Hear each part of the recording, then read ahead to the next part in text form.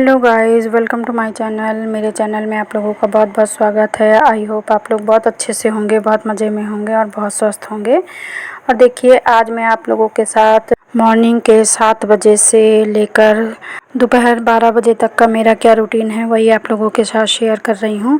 तो सबसे पहले उठने के बाद थोड़ा सा मैं आंगन किचन झाड़ू लगा लेती हूँ और उसके बाद अपना फ्रेश होके किचन में आ जाती हूँ। तो मॉर्निंग का टाइम होता है सबसे पहले अपने बेटे का टिफ़िन बनाने का, क्योंकि सबसे पहले वही जाता है, कॉलेज जाता है। तो उसके लिए सब्ज़ी वगैरह तो वो जल्दी ले ही नहीं जाता है, कुछ ऐसा ही खाना उसको चाहिए होता है।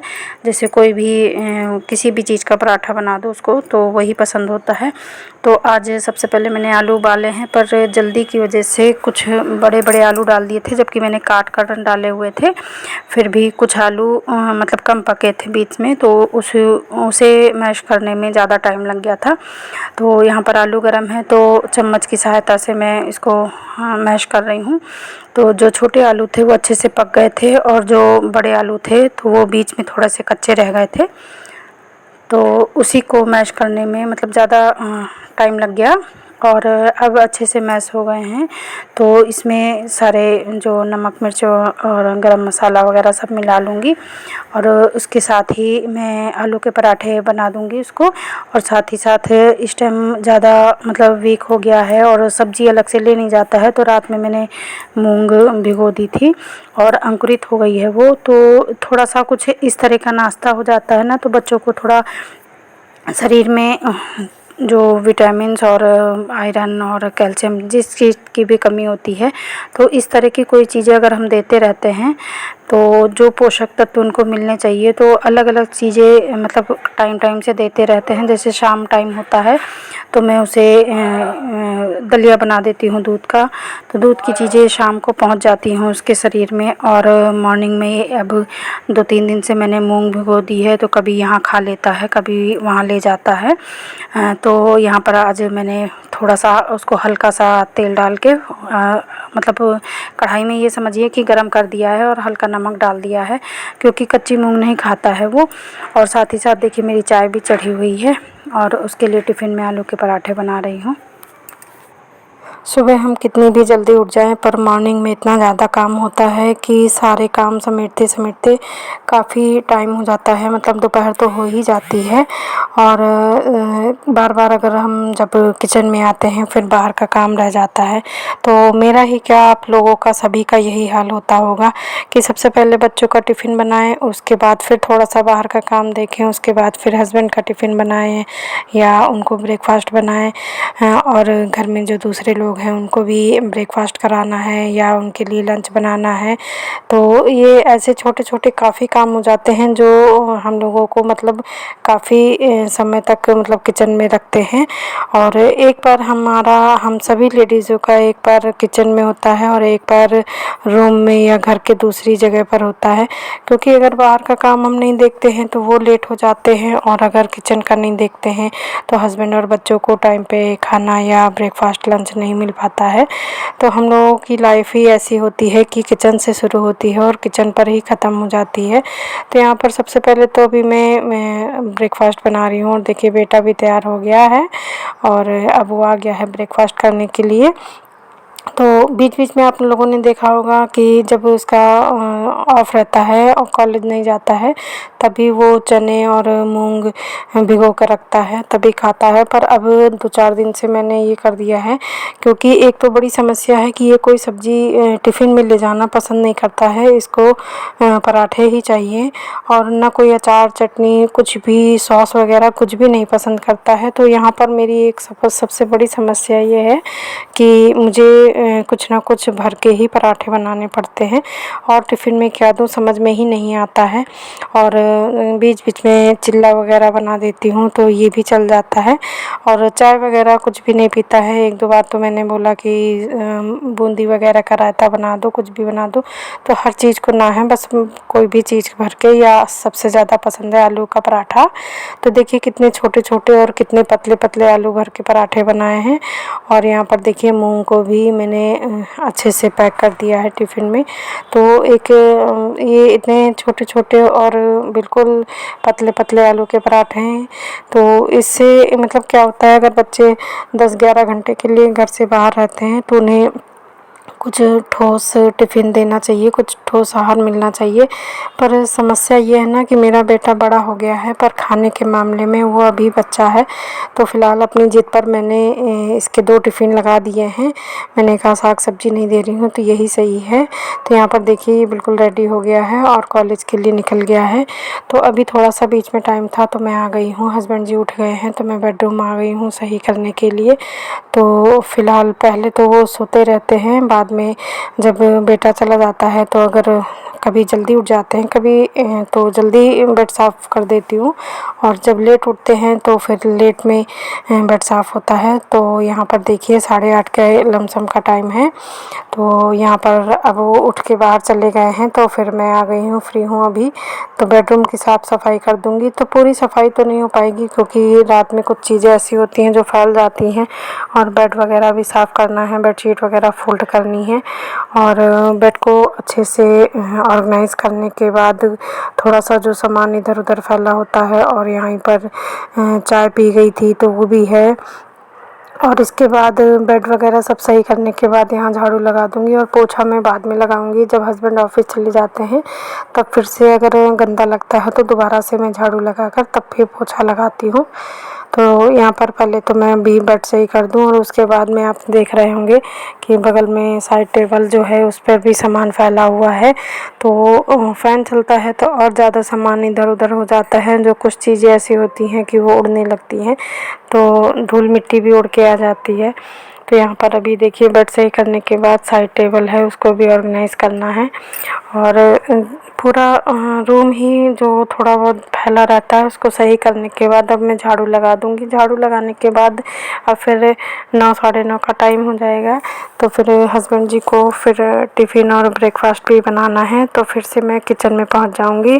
तो फ़िलहाल तो अभी मैं पहले यहाँ रूम को ही ऑर्गेनाइज़ कर दूँ, अच्छे से सब सामान रख दूँ। बहुत से ऐसे छोटे छोटे काम होते हैं जो कि हमें समझ में नहीं आते हैं। कहने को तो हो जाता है बस 2 कमरों में झाड़ू लगाई है और नाश्ता बनाया है, कितना आसान होता है। पर ये 2 कमरे साफ़ करने के ढंग भी अलग होते हैं और हर चीज़ को कैसे हम कायदे से लगा सकते हैं, कैसे उसे ऑर्गेनाइज़ कर सकते हैं। एक एक चीज़ को जब व्यवस्थित करो तो काफ़ी टाइम लग जाता है और बस हम लोगों का टाइम यहीं पर निकल जाता है। अगर नॉर्मली बेड साफ़ करके और सिर्फ झाड़ू मारनी हो तो कुछ भी हो सकता है, पर घर में छोटे छोटे बहुत से काम हो जाते हैं।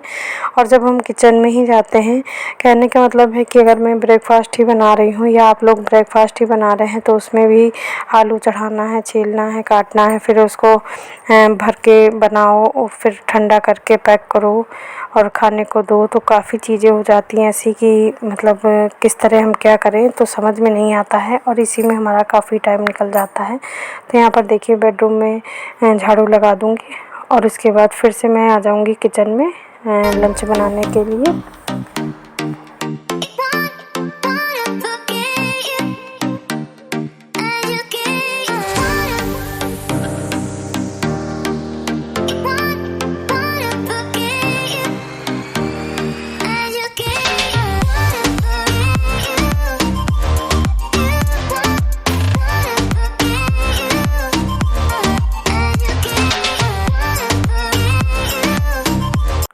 और देखिए बेडरूम साफ़ करने के बाद फिर से मैं किचन में आ गई हूँ और आज बनाया है मैंने लंच में पालक और उड़द की दाल मिक्स करके और लौकी का रायता बनाया है।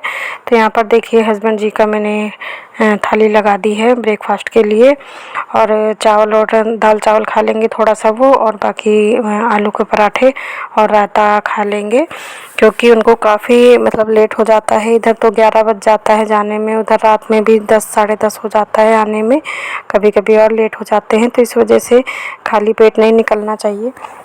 तो यहाँ पर अब किचन में हूँ मैं। अब हस्बैंड जी के लिए मैंने आलू के पराठे बना रही हूँ। तो रायते के साथ आलू के पराठे अच्छे लगते हैं, तो यहाँ पर दे दिया है। और थोड़ी सी दाल निकाल दी है कि दाल चावल गरम गरम है टिफ़िन में, तो जब उनको खाना होगा तब खा लेंगे दोपहर में। बाकी अभी थोड़ा सा दाल चावल भी खा लेंगे, तो 2 पराठे खा लेंगे, आलू के हो जाएंगे और ब्रेकफास्ट हो जाएगा उनका। तो आप लोग भी आ जाइए ब्रेकफास्ट करने के लिए। तो यहाँ पर देखिए फटाफट से इनका ब्रेकफास्ट बन रहा है और साथ ही साथ इनका लंच भी लगा दूँगी। लंच भी पैक करना है। तो सबसे पहले अगर वो नहा के आ गए हैं तो उनका खाना तैयार मिलना चाहिए, क्योंकि अपने से देर हो जाए हस्बैंड लोगों को तो चलता है, पर हम लोगों से लेट नहीं होना चाहिए। अगर थोड़ा सा भी देरी हो गई ना तो फिर बातें सुनने और सुनाने को तैयार हो जाते हैं। तो यहाँ पर देखिए उनकी मैंने थाली लगा दी है और अब वो ब्रेकफास्ट करेंगे, उसके बाद लंच दे दूँगी तो लेकर निकल जाएंगे। तो फिर से मैं आ जाऊँगी अपने काम में। तो यहाँ पर हस्बैंड जी को भेजने के बाद अभी मेरा ब्रेकफास्ट का टाइम नहीं हुआ है, तो उससे पहले ये लगता है कि थोड़ा सा काम निपटा लो। तो यहाँ पर अभी मैंने अपने लिए भी पराठे बना लिए थे, पर सब काम करने के बाद हाथों हाथ किचन भी साफ़ कर लूँगी मैं और सारे बर्तन भिगो दूँगी। उसके बाद थोड़ा सा ब्रेकफास्ट करूँगी, फिर उसके बाद आगे का काम करूँगी। तो इस टाइम 11:30 का टाइम हो गया है लगभग। तो यहाँ पर देखिए मेरी किचन साफ़ हो रही है। तो सुबह मॉर्निंग का काम इतना टाइम भी इतनी जल्दी निकल जाता है और काम भी इतना ज़्यादा हो जाता है कि समझ में नहीं आता है कहाँ से किसको करूँ। और मॉर्निंग के टाइम पर सच पूछिए तो बहुत थकान लगने लगती है, क्योंकि काम से ज़्यादा भागम भाग हो जाती है। जब दौड़ दौड़ के सब कुछ हम ही को करना है तो काफ़ी टाइम हो जाता है और जिसका लेट हो जाता है वही चिल्लाने लगेगा। उससे अच्छा ये लगता है कि शांति से सवेरे का माहौल अच्छा सा बना रहे। उससे जब हम जानते हैं जितने बजे जो निकलता है उसे हम टाइम पर टिफ़िन दे दें। और सिर्फ हम टिफ़िन तक ही सीमित नहीं रहते हैं, टिफ़िन और खाना सब बनाने के बाद भी हमारा कितना सारा काम हो जाता है। किचन साफ़ करनी होती है, बर्तन धुलने होते हैं, पूरा एक एक स्लैब साफ़ करो और साफ़ सफाई का ही काम सबसे ज़्यादा बढ़ जाता है। तो यहाँ पर देखिए मेरे किचन का एक स्लैब तो साफ़ हो गया है और उसके बाद ऊपर के भी बर्तन हटाकर उसको भी थोड़ा सा साफ़ कर दूँगी। मैं मतलब मेरी आदत है कि थोड़ा थोड़ा हाथ मारती चलती हूँ। डीप क्लीनिंग फिर काफ़ी टाइम बाद ही करती हूँ, जब मुझे फुर्सत से टाइम मिलता है। और सच पूछो तो टाइम की सबसे ज़्यादा कमी है। दूसरा मेरे पैरों में जो दिक्कत है आप लोगों के साथ शेयर भी किया था कि जो स्वेलिंग आ जाती है, तो जब पैरों में स्वेलिंग आ जाती है ना तो काफ़ी प्रॉब्लम होने लगती है मुझे चलने के लिए। तो जब हम चल ही नहीं पाएंगे तो हमको काम करने में तो वैसे भी परेशानी होगी। तो इस वजह से मेरा काम बहुत ही लेट हो जाता है और ऐसा कोई काम है भी नहीं कि हम छोड़ दें किसी और के ऊपर। तो यहाँ पर देखिए किचन और बर्तन सब लगा दिए हैं, बर्तन जो धुलने वाले थे उनको भिगो दिए हैं। और ये देखिए किचन के कपड़े हैं, तो ये मैंने बॉक्स बनाया था, इसी में मैं ऑर्गेनाइज़ करके रखती हूँ। तो इसमें काफ़ी सारे मेरे आ जाते हैं रुमाल, जितने भी किचन हैंकी हैं सबको फ़ोल्ड करके लगा देती हूँ। तो ये बॉक्स मेरा यहाँ पर साइड में किनारे रखा रहता है। तो यहाँ पर देखिए गैस वैस साफ़ करके एक साइड दूध गर्म हो रहा है और दूसरी साइड मेरा ये पैरों को सेकने के लिए पानी गर्म हो रहा है। तो यहाँ पर मैंने एक वीडियो देखा था, उसमें बताया गया था कि गर्म पानी में आधा नींबू डाल लें और उसके साथ ही कपूर डाल लें। तो यहाँ पर देखिए कपूर को मैंने पीस के रखा हुआ है, तो नींबू को मैंने पानी में डाल दिया है और साथ ही साथ जो नींबू का छिलका है उसको भी डाल देना है और पानी को अच्छे से खौला लेना है। कपूर डाल देना है। कपूर को पानी में मिक्स नहीं होता है, सिर्फ उसकी महक आती है। तो ये बताया गया था कि जितनी भी शरीर की बॉडी की नसें जो जकड़ी होती हैं, ब्लॉक होती हैं, वो सब सही हो जाएंगी। हाथ पैरों की झुनझुनाहट सही हो जाएगी, सर से पैर तक की सारी नसें खुल जाती हैं, सारे पेन सही हो जाते हैं। तो इसे महीने में 5-6 दिन करना है हर महीने।